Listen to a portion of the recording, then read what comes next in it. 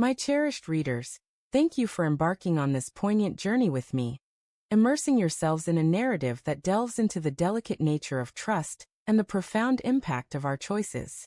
Your willingness to engage with this story fills my heart with gratitude, and I hope its emotional weight resonates with you as deeply as it does with me. It was meant to be a tranquil Saturday night, a simple pause after a taxing week. I had pictured a cozy evening at home, enjoying a quiet dinner to soothe my weary spirit. But that night veered into an unexpected direction, forever altering the course of my life. For more than 2 years, Ethan and I had woven our lives together, creating a tapestry of shared moments. As I entered our apartment, I found him seated on the couch, his eyes piercing, as though he could sense the turmoil brewing within me. A wave of guilt surged through me, overwhelming and unrelenting. Ethan had an extraordinary gift for reading my emotions, understanding my heart without a single word spoken. There was no hiding from his perceptive gaze. What unfolded next, however, caught me completely unprepared. Ethan was everything I had ever dreamed of in a partner. Compassionate, empathetic, and tirelessly supportive. Our relationship wasn't flawless, but I believed we were unshakable. That evening, though, his face bore an unfamiliar intensity. A blend of shock, hurt, and betrayal danced across his features, emotions I rarely saw in him. He didn't raise his voice or shed tears. Instead, his tone was steady and firm. "I entrusted my heart to you and you broke it," he said. Those words struck me like a boulder, heavy and unforgiving. I knew no justification could mend the harm I had inflicted. He gazed at me, awaiting a response, but his eyes revealed he had already made his choice. We shared a snug apartment in the heart of the city, and though we had our occasional spats, I had convinced myself we were happy. I hadn't realized how close I was to unraveling the life we had built together. It all began with a seemingly harmless lie. Instead of storming out or confronting me with fury, Ethan simply stood, turned, and walked toward our bedroom. The door closed with a soft click, not a word more spoken. In that piercing silence, I realized he had already let go of our shared future. That truth stung the most. He didn't argue, didn't demand answers, didn't even ask me to try to fix things. He left me to confront the wreckage of my actions alone. I stayed rooted to the couch, immobilized, struggling to comprehend the enormity of what had just transpired. The apartment's stillness was oppressive, a relentless reminder of what I had lost. Hours dragged on as I waited, hoping he'd step out, say something, anything, to shatter the silence. But the door remained closed, and my efforts to reach out were met with nothing but quiet. It became achingly clear that Ethan wasn't just behind that door.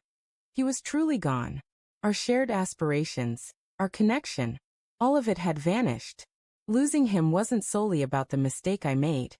It was about my failure to treasure him when it mattered most. That night, I eventually drifted into sleep on the couch, the burden of regret heavier than any cover could be. A glass or two of wine dulled the sharp edges of my sorrow, but it couldn't erase the reality. I had destroyed something irreplaceable. The trouble began when I chose to reconnect with James, a friend from my college years.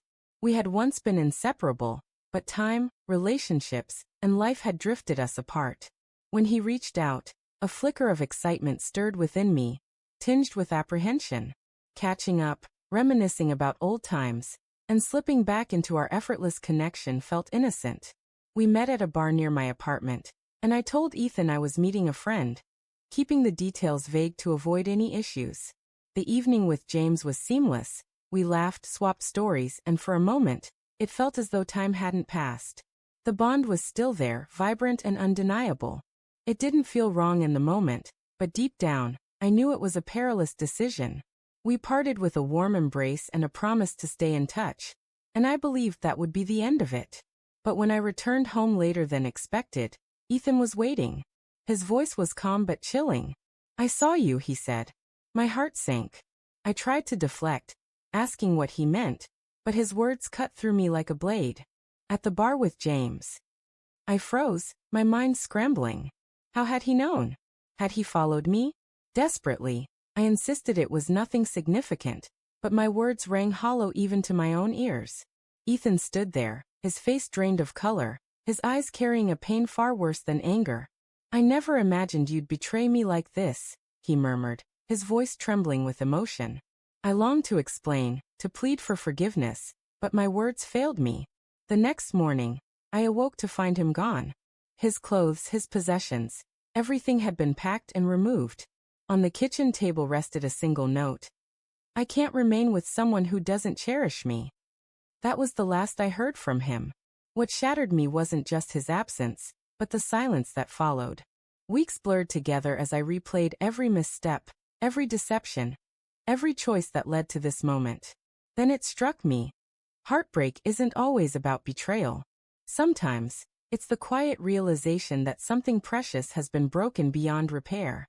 My dear readers, thank you for joining me in this emotional exploration.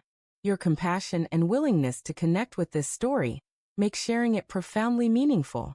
I hope this tale lingers with you, sparking reflection and a sense of shared humanity, just as it has for me.